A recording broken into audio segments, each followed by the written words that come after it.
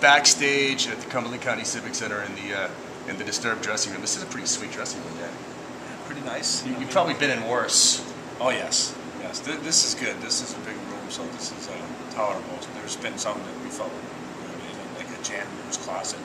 Vomit stains and spider webs. Sometimes the vomit stains come after the show. That's right. Hanging out here with Dan from Disturbed. It's always a big event when Disturbed comes to town. Nearly sold out show tonight. Get your tickets. Get on down here. The show will be sold out very, very soon. I feel like every time you guys come here, it's the dead of winter. It's what happens. I don't know how that happens, but that's the deal. I know. We keep complaining to our agent, why do they always put us in the coldest parts of the country? During the coldest parts of the year. Let us come here in the summer sometime or spring. Well, being from Chicago, you're used to this. Yeah, well, either way. I mean, it's still great coming here. It's one of our favorite markets to hit on the East Coast because the Maine fans have been amazing for us, and nothing better to do, I guess, when it's cold outside to come indoors and see a rock concert. Well, let me thank you on behalf of each and every one of your fans here in Maine, because there's a lot of bands out there that don't come to Maine because they can go to Boston and sell another 3,000 seats, but you guys look beyond that and come where people want to see it. Yeah, this is, like I said, it's one of our favorite markets. It's a strong market for us. We've been coming here for years. This Civic Center, for many years. So it's awesome. Very cool. You did some gambling last night, I heard. A little bit more the night before for me. I'm not a big gambler that much, but do it for fun, play for a little bit, lose a little bit, and then gain it back. So I'm more of a break-even guy. I don't get too far over my head. All right. We're gonna do some poker in a little bit with some winners. So I hope you're ready to play some poker. Yeah, it's fun. We all gamble a little bit. David, he's into the Texas Hold'em, I think, quite a bit. If I'm at the casinos, it's usually blackjack for me. But it's fun. It's something different to do, at the venues to, a different way to meet the fans and spend a little time to, play poker with them. Right. Very cool. Changing it up. Absolutely. Last time you were here was about 2 years ago. I chatted with David, and he gave me a great interview, opened up, and he had like the worst year ever. I'm assuming things are going better. Yeah, I guess at the moment for him it's funny. Well, I saw that he was engaged. Yeah, so that's cool. That's a good thing. Yeah. I mean, it's funny because over the years we always say that he's got a black cloud over his head that follows him, and but to our benefit, it makes for good material and good songs because we give him music to find his therapy and vent and get his release. And but things are going great. Everybody's in good spirits. This tour is a great lineup and great energy. And absolutely. We're just having a lot of fun out here. Well, there was a little scare with his voice. Is he? I know he's been ordered to rest it as much as possible. Is he feeling all right? Is there danger of having to cut the tour short, or? I don't think cutting the tour short would be an option. I mean, we're good as long as we give him enough time to rest in between. So it's been going strong. It's been going really good, and we're just trying to limit him on activities outside of it. So he's on a strict diet, and he can't drink alcohol or wine, beer, or anything. And that's the sacrifices he has to make. I was just gonna say that's not a rock star. Yeah.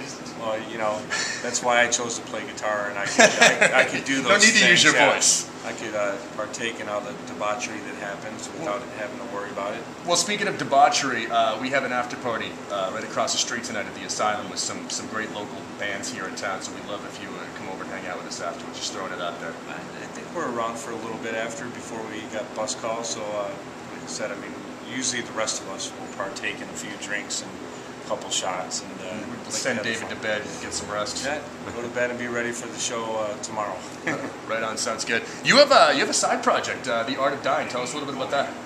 Well, yeah, I mean, it's not a side project that I'm performing in, but a band from Vancouver that I discovered a few years ago, and we signed them to mine and David's record label through Intoxication Records through Warner Brothers. And great band. We took them out for a few weeks last album cycle, just to put them in front of our crowd and just see how they, if they could hang, if they could really, win over an audience that doesn't know anything about them. They didn't have, any product out there, nothing on the radio, and and really put them to the test. And these guys are just really talented, just a great straight up rock band.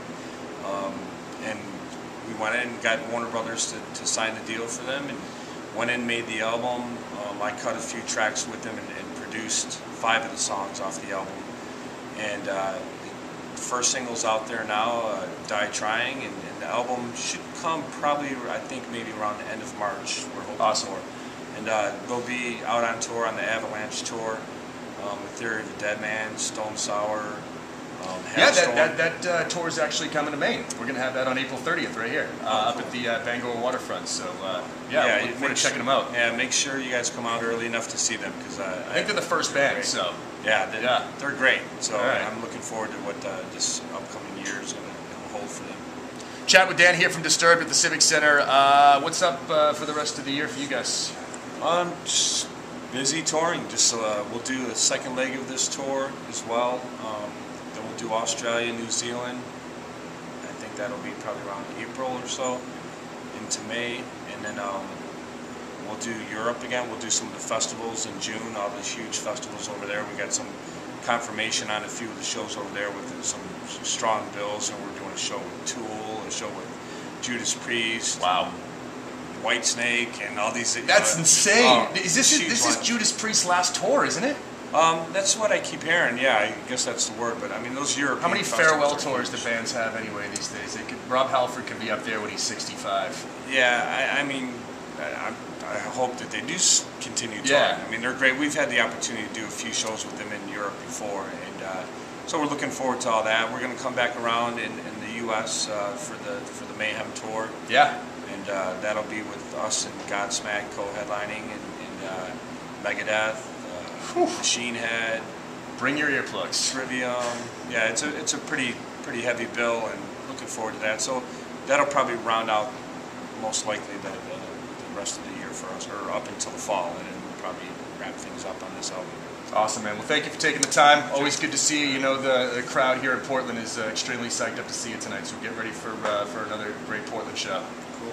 That's what we expect from the fans here. We know we get it every time out of it. Absolutely. So looking forward to it. And hope to see you at the Asylum across the street afterwards. It's easy to remember because it's the name of your record. I know. I was going to ask you for a second. Is it really called that? It's really called the Asylum, yes. Let's do something from that album right now. It's The Animal from Disturbed. We're here backstage at the Civic Center broadcasting live for 94.3 WCYY.